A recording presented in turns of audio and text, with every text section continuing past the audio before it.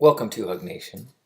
I am Halcyon, also called John, also called Commander Happy Pants, sometimes called Hallelujah.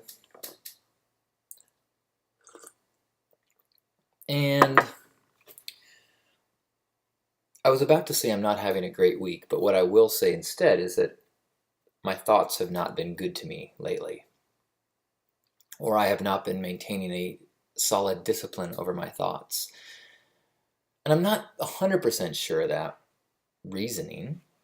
I think I can try to tell a story, and I think I've got good evidence and good supporting reasons of why things are amazing and why I'm so lucky and why I've got so many opportunities and people, and yet there's all these other stories that I can't quite get a handle on. These stories about health issues that are not in a state that they once were, or I'm in that stage of life where most health challenges are either going to get worse, or the work required to heal or alleviate the challenges just gets harder.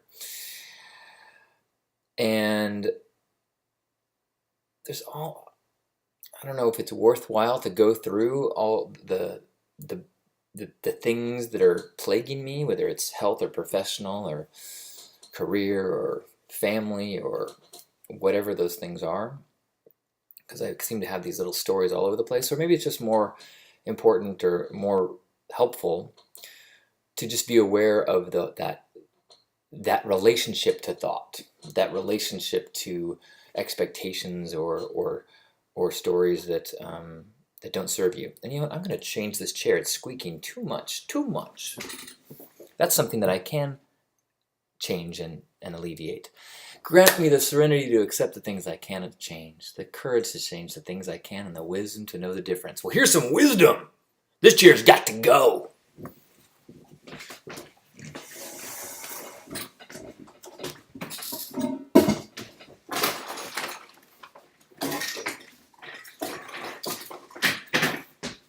Oh yeah. Look at that. I'm empowered to change my world. Now, normally I would say that changing the world is not the answer. It's about changing your thoughts.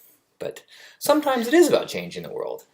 I can't remember where I heard it, but it was a great Zen story about a master who's proposing to his students, if you set up your meditation dojo and they start doing construction downstairs, and there's jackhammering, and there's construction upstairs, and they're jackhammering, what do you do?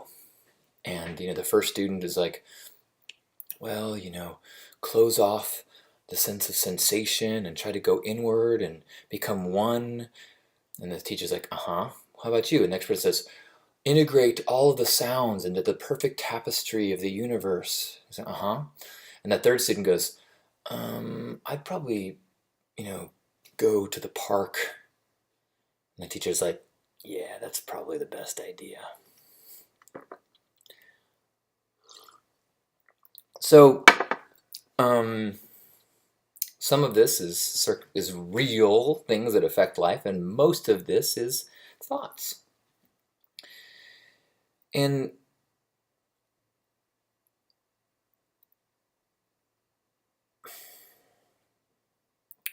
sometimes when I'm much better now at knowing that it is thoughts and life doesn't suck. But that doesn't mean just becoming aware of it doesn't mean I can just go, oh, cool. I just think I suck at this. Or I've done poorly at these few tasks.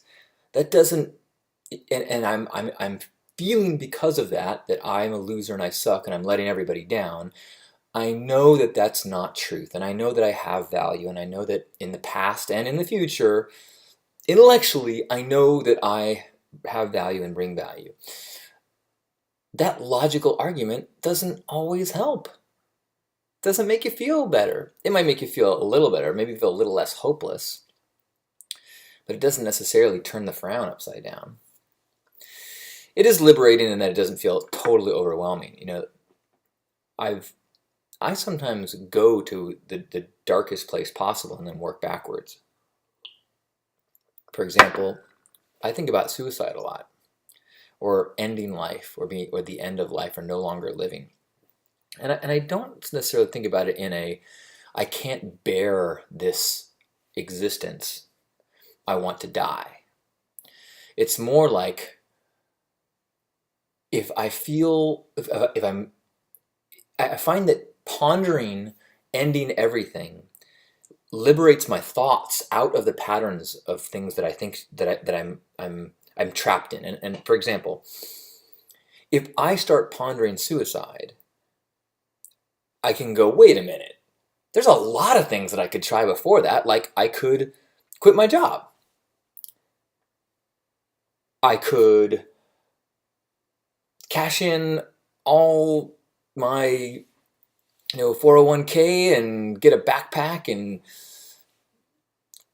kidnap Belicious, and we could hike around in Asia until the money ran out, and then decide, okay, now do I want to kill myself? Or has something new happened by that time?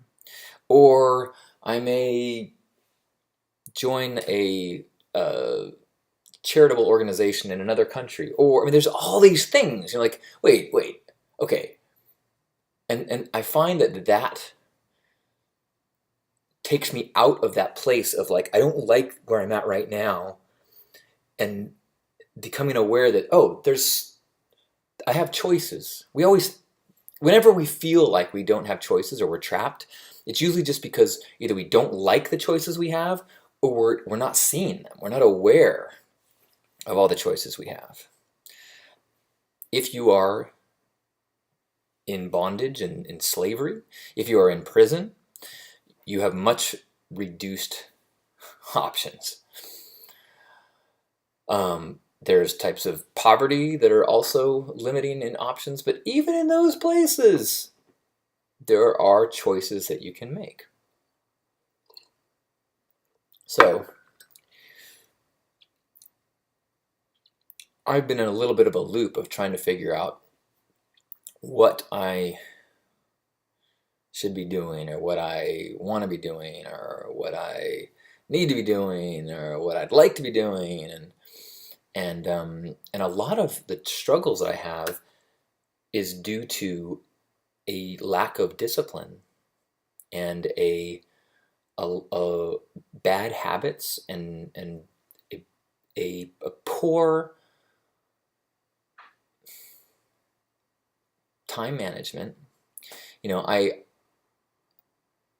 I have gotten patterns in place where now, and I'm multitasking, and I have so many windows and tabs open, that I spend a huge amount of time bouncing between ideas and rechecking, whether it's Facebook posts, and then that takes me on a goose chase to here, and then I'll open, oh, that's interesting. I don't know, I shouldn't look at that now, but I'll open up a tab and read that later, and then I go to the other tab, and I'm doing the research that I should be doing, or I know that I want to be doing, and then I go back to the other page, and oh, there's that tab. Is that what I was looking at? No, that's the other thing. That's the other idea. Oh, that's interesting. Oh, I should do that sometime. Oh my gosh, I forgot to do that thing in the bank. Oh, okay. Oh, okay. Yeah, I should. What if I hired a producer? I could do that. Oh, but my podcast, you know what? That's going to have to wait. Oh, wait. What was I doing? I was looking up that thing over here. Right. That's on this tab. Over here. Oh, and that tab.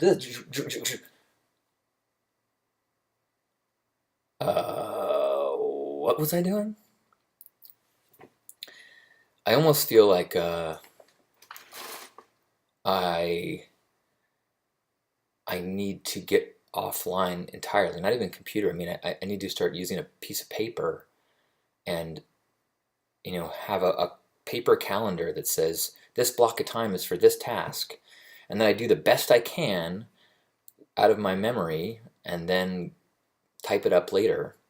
And if I need to look up things, that's usually often how I get trapped in a wild digital goose chase, is that I will go, oh, I've already written about this, or I've done a portion of this, or I saw a website that did this, and so then I start going, oh, let me find that document, or let me find that website, or let me find that piece of information that I need or I want as part of this thing I'm working on. And so I don't let myself dig into a deep thought process of problem solving and dedicating myself to a specific issue. I mean, there was a while ago I was writing every morning.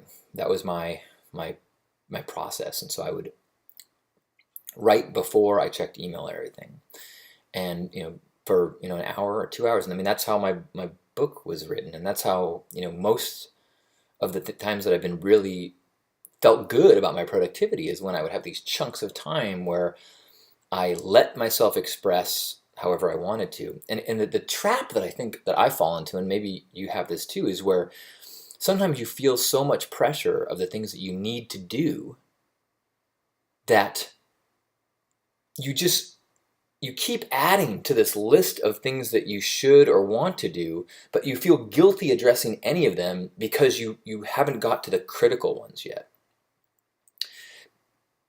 Now, that would be fine if you hammered out those critical ones. But instead, what one might do is keep thinking that you should do these critical tasks, get distracted by everything else, not do those because you shouldn't. You should be doing the critical tasks, and then get back to critical tasks until you get to a minor block, and then you go check Facebook, and then you check that tab, and then you check out that funny BuzzFeed 10 list, and you go, oh, right, I need to go back on task, and then you start looking at that, and then you get to a point where you're like, not sure exactly what should come next, and let me just check instinctively my email. Oh my gosh, I forgot to do that. And it's like I need someone with a taser behind me. Be careful what you ask for, right? Or I need like a personal trainer to keep me on task. And like I say that out loud, like I'm not really joking. Like that, I think that's what I kind of need is someone or a voice in myself to be like, all right, back on track. No, don't look at that. Don't eat that. Back on track. Get this. You got this. Come on. 5 more things. You said you're going to do 5 more sentences. Okay, keep it going. Come on, you got this one. That was that sound. That was the sound of 3 more reps. It was not the sound of going to the toilet, which they sound similar for me. I understand that, and the results are equally as rewarding. So, I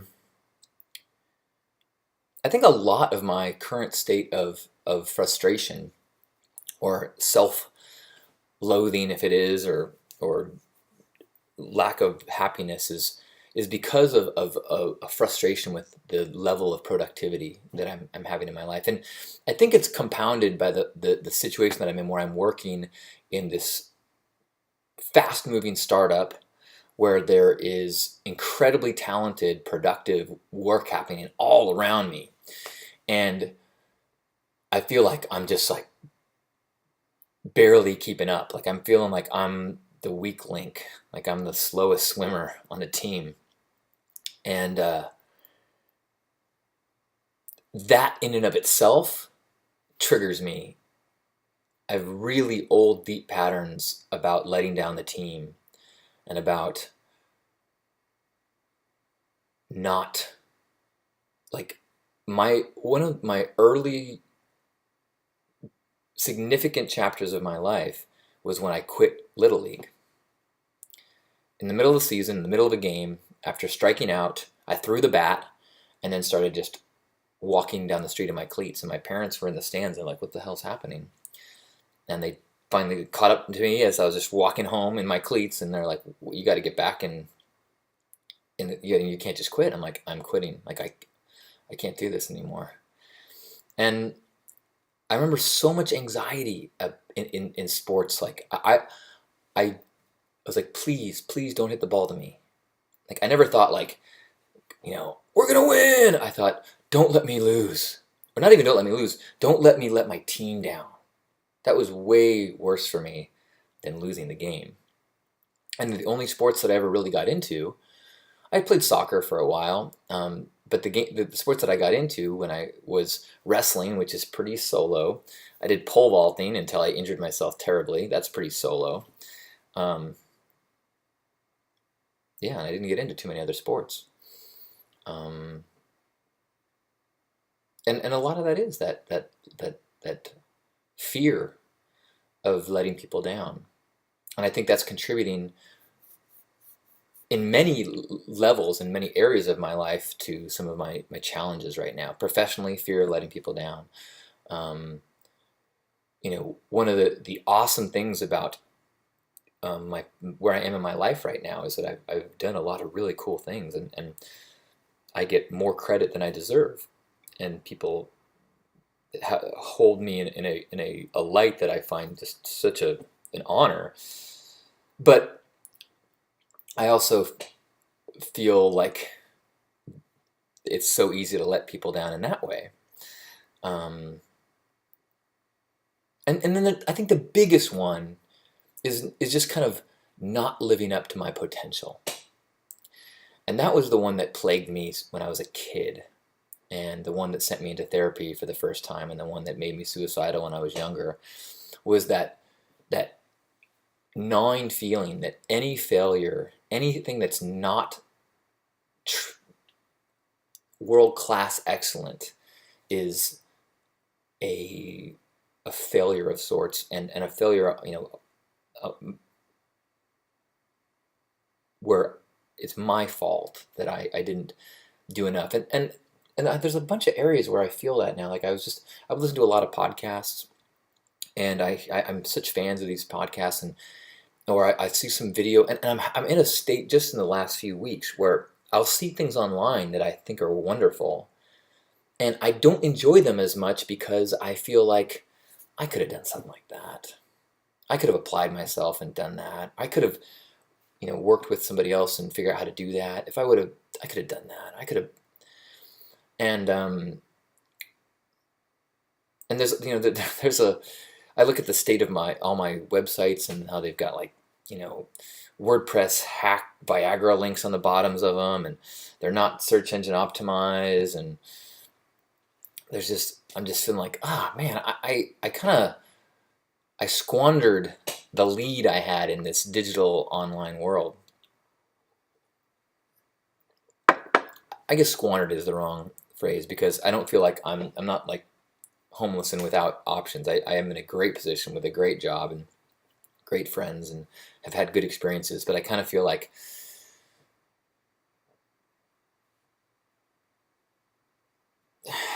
see, that's the thoughts, that's the story, that's the the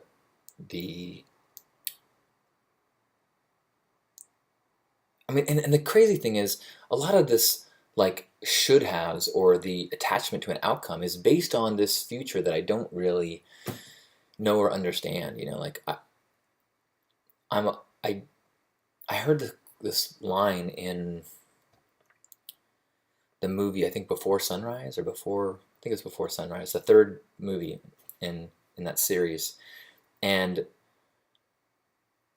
the they were talking about a person who was given a year to live, and the person who was given that diagnosis said that their first feeling upon hearing that was this intense state of relief. Like, they knew where the end line was, they knew where the finish line was, and they knew that they had enough money to make it. And so then all of the pressures they've had their entire lives of, like, you know, you have to build up your nest egg and prepare for retirement and have security and prepare for all the, like, protect yourself for, it's like, oh, they made it.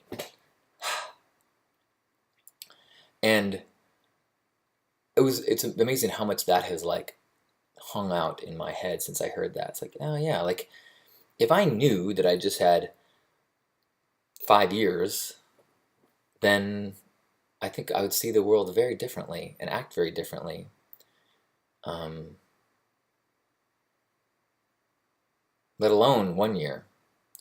And if that's the case, then what what kind of faith do I have in the universe and myself if I am trying to steer things and control the opportunities and resources and security that I'm going to have in 5 years? Like, I think that's a pretty powerful example of me not walking the walk. Um, so, I don't know. Um, I know that there's got to be some middle ground between quitting Little League and living in fear and doing what you think you should do as an investment. Like, what should I have done, or what would have been, what would I, if I had to do it over again, or if I was doing it now and I was playing Little League, what would I try to do? I would try to see the Little League experience as an opportunity to learn and to observe my frustrations and to maybe practice more and work on the skills. And maybe that's, my lesson here in the feelings that I'm having now is be aware of the desire to run away, and maybe this is the universe just is going to keep giving me this opportunity, like, until you practice more and until you work on your discipline more, we're going to keep putting you in this situation. Thanks a lot. Well, let's have a Hug Nation hug and allow whatever needs to come through, and we'll sit in the question for a little longer and trust the universe, and we'll float more. So grab yourself by the shoulders and let go of whatever to-do list and whatever voice, whatever should that might be tickling you in the back of your brain. And just for a few seconds, you can tell that voice that, look, you can get back in the driver's seat in 4 minutes, but just for the next 3 minutes, let me just sit in that place where everything is perfect and nothing needs to be done.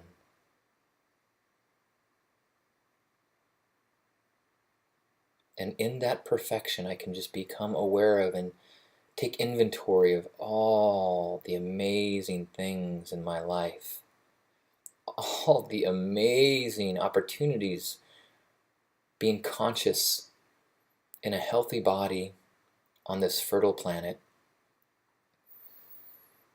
filled with people to love, filled with opportunities to learn, filled with relationships to teach.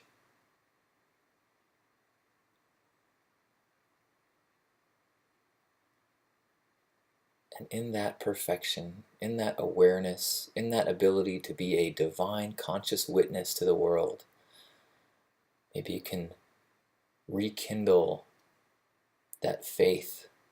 Maybe you can stoke the fire of divine inspiration so that when that voice gets back in the driver's seat in a few minutes, we might be able to quiet it down a bit, or offer it an alternative,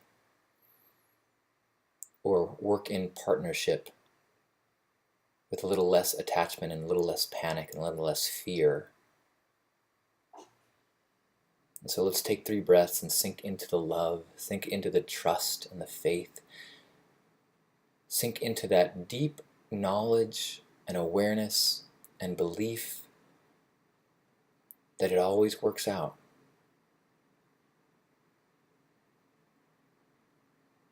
And it works out in ways that we can't understand when they're happening, and it works out in ways better than we would have orchestrated on our own.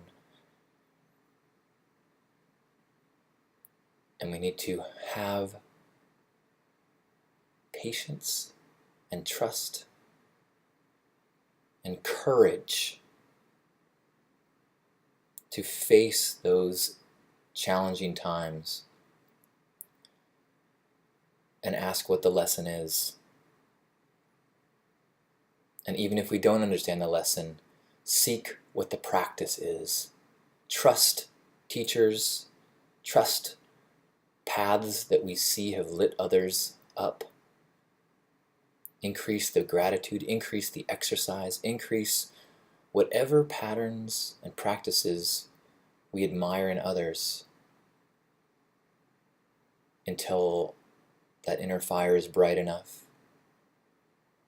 and that light is shining enough that we can return to feeling that pull, and that joy can be what leads us. Let's take 3 breaths, inhaling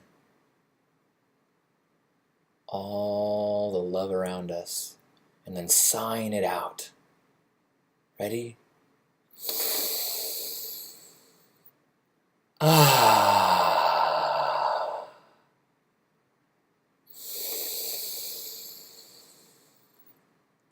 Ah.